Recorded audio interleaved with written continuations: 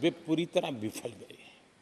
और जब खुद विफल हो गए तो विपक्ष में और भी होनहार लोग हैं, उनको भी उभरने नहीं दिया, क्योंकि फिर मामला और गड़बड़ हो जाए।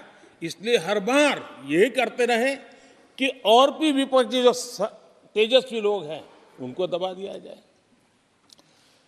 हाउस में कई यंग हमारे माननीय सांसदगण हैं, उत्साह भी उमंग भी है, लेकिन अगर वो बोलें, उनकी छवि उभर जाए तो शायद किसी की छवि बहुत दब जाए। उस चिंता में इस यंग जनरेशन को मौका न मिले, हाउस को ही चलने नहीं दिए गए। यानी एक प्रकार से इतना बड़ा नुकसान कर दिया है, खुद का भी, विपक्ष का भी, संसद का भी और देश का भी। और इसलिए और मैं हमेशा चाहता हूं कि देश को एक स्वस्थ अच्छे विपक्ष की बहुत जरूरत है।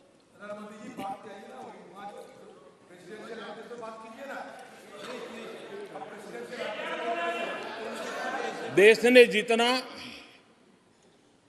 परिवारवाद का खामियाजा उठाया है और उसका खामियाजा खुद कांग्रेस ने भी उठाया है। अब अधीर बाबू की हालत हम देख रहे हैं, वरना ये समय था संसद में रहने का, लेकिन परिवारवाद की सेवा तो करनी पड़ती है।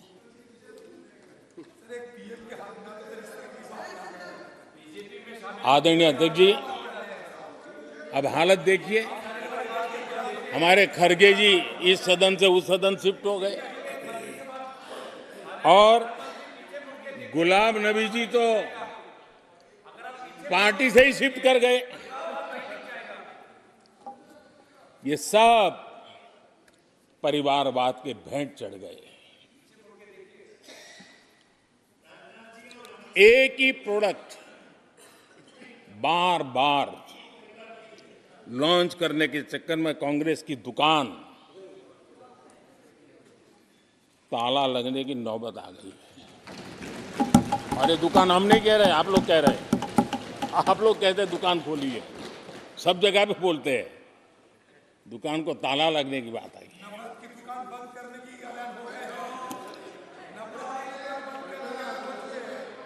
यहां हमारे दादा अपनी आदत छोड़ नहीं पाते हैं, वो वहां से बैठे बैठे कमेंट कर रहे हैं परिवारवाद की। मैं जरा समझा देता हूं, आज माफ करना अध्यक्ष महोदय, मैं जरा समय ले रहा हूं। आज हम किस परिवारवाद की चर्चा करते हैं? अगर किसी परिवार में अपने बलबूते पर जन समर्थन से एक से अधिक अनेक लोग अगर राजनीतिक क्षेत्र में भी प्रगति करते हैं, उसको हमने कभी परिवारवाद नहीं कहा है। हम परिवारवाद की चर्चा वो करते हैं जो पार्टी परिवार चलाता है, जो पार्टी परिवार के लोगों को प्राथमिकता देती है, जो पार्टी के सारे निर्णय परिवार के लोग ही करते हैं, वो परिवारवाद है। न राजनाथ जी की कोई पॉलिटिकल पार्टी है, न अमित शाह की कोई पॉलिटिकल पार्टी है। और इसलिए जहां एक परिवार को पार्टियां लिखी जाती हैं, वो लोकतंत्र में उचित नहीं है। लोकतंत्र में एक परिवार के 10 लोग राजनीति में आए, कुछ बुरा नहीं है। हम तो चाहते हैं नौजवान लोग आए।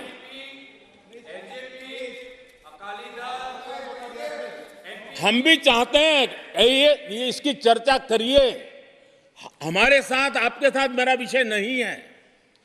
देश के लोकतंत्र के लिए परिवारवादी राजनीति, पारिवारिक पार्टियों की राजनीति, ये हम सबकी चिंता का विषय होना चाहिए। और इसलिए मैं किसी परिवार के 2 लोग अगर प्रगति करते हैं, उसको तो मैं स्वागत करूंगा। 10 लोग प्रगति करें, मैं स्वागत करूंगा। देश में जितनी नई पीढ़ी अच्छे लोग आए, स्वागत योग्य है। सवाल यह है कि परिवार ही पार्टियां चलाती है। पक्का है कि ये अध्यक्ष नहीं होगा तो उसका बेटा होगा, ये नहीं होगा तो उसका बेटा होगा। ये लोकतंत्र का खतरा है। और इसलिए अच्छा हुआ दादा, थैंक यू। ये विषय कभी बोलता नहीं था, आज बोल दिया मैंने।